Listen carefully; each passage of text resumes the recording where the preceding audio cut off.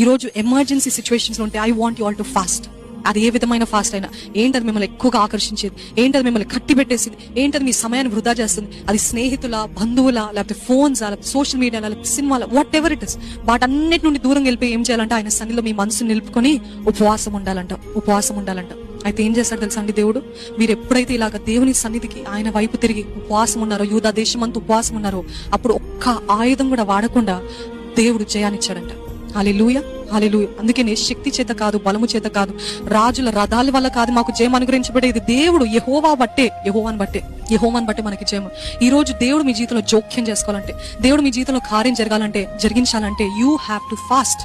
You must fast. అందుకని దేవుడు అంటాడు, యేసుప్రభు ఈ లోకంలో ఉన్నప్పుడు అంటాడు, he didn't say if you fast. ఒకవేళ మీరు ఉపవాసం ఉంటే అని చెప్పలేదు. మీరు ఉపవాసం ఉన్న ఎడల, మీరు ఉపవాసం ఉన్న సమయంలో, అంటే వెన్ యూ ఫాస్ట్ అంటే ప్రతి క్రైస్తవుడు, ప్రతి క్రైస్తవరాలు చేయాల్సింది ఏంటిదంటే ఉపవాసము. అది శారీరకంగా కానివ్వండి, ఏ రీతి అయిన ఉపవాసమో కానివ్వండి.